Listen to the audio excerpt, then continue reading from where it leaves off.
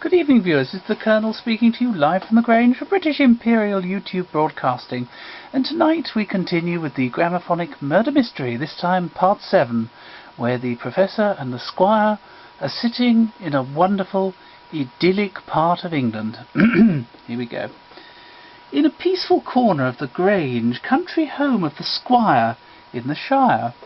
Professor Oxbridgeman and the Squire, for it was he, viewers, were sitting having afternoon tea with macaroons and ice buns. The Professor was a leading expert on ice buns, whilst listening to the chocolate-coloured macaroon on the Mark IV EMG, the one you see before you, viewers. The Professor surveyed the scene from the French windows across the terrace and toward the distant hills, just a few cows and horses, with the Fordson Major, automatic, rounding up the sheep in between. "You do live in the most idyllic area, Squire," said the Professor. "I'm most fortunate, Professor," said the Squire. "Where else would you have such peace and quiet, and 2 co-ops within hunting distance?" "We ought to go for a walk before dinner," suggested the Professor. "Excellent idea," replied the Squire. "Shall I bring me gun?" "A sensible precaution. We may find some use for it," replied the Professor. They headed along the path, accompanied by a small yapping dog, who replied to every utterance of the Professor, to his great annoyance, to the gate and across the field to the bridge, over a small stream at the end of the paddock. "What's that bobbing about in the reeds, Professor?" observed the observant Squire. "That's a whisky bottle.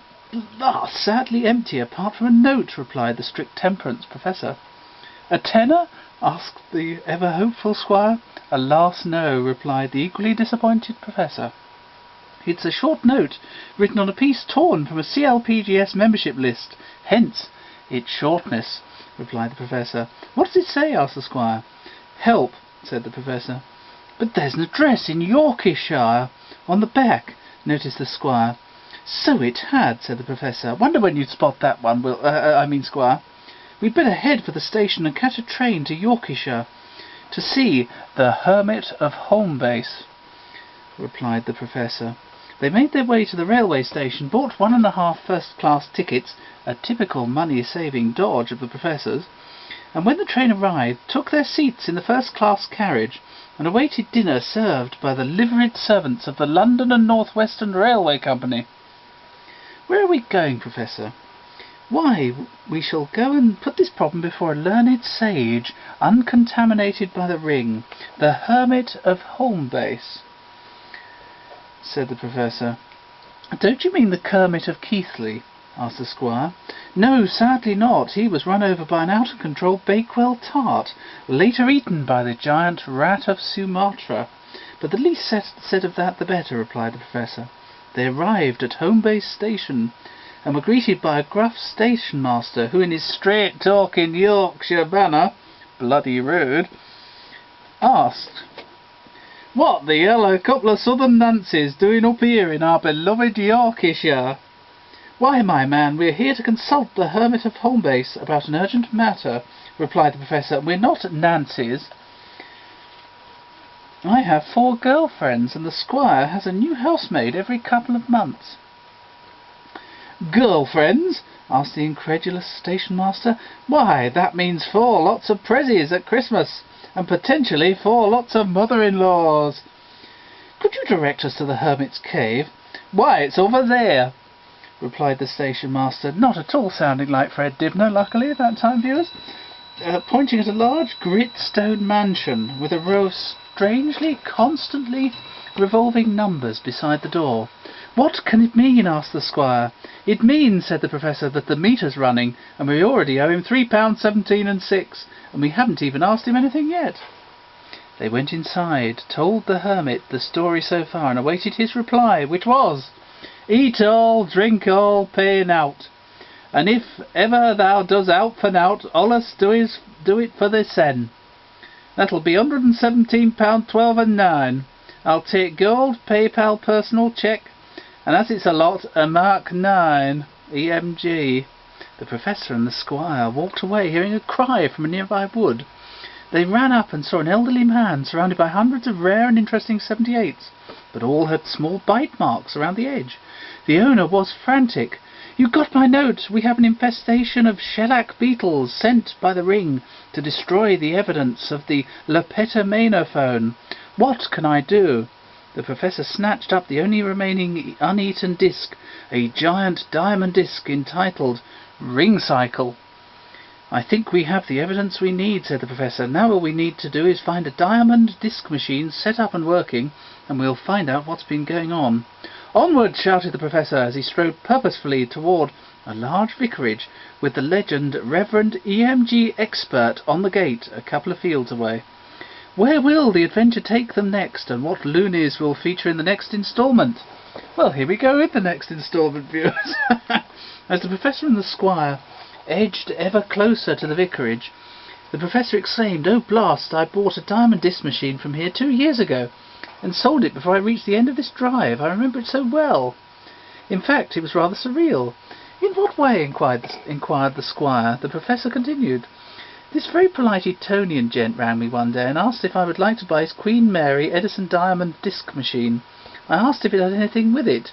He reckoned he also had the rarest Queen Elizabeth version in his attic, and that too had to go. Well, knowing that diamond discs are about as desirable as a plate of pasta from a cardboard packet, I hesitated until he continued. There was a trademark Berliner in the shed awaiting a replacement thumbscrew, which was to be remade in strict accordance with the set of 1877 blueprints that were being imported from Japan and owned by a businessman in Tokyo, who now was the sole beneficiary of all known surviving Gramophone Company products. I believe the idea was that the screw would be made so that the machine would then make its journey to Japan along with the blueprints, for which there would no longer be any need for them here." "Fascinating," bellowed the Squire. "But what do you do about the other machines?" The Professor continued. "You know me, I like to know everything, including who owns what and where they bought it from and how much and why." The Squire laughed. "Well, sir, I didn't like to say it, but I think you're a nosy bugger at times."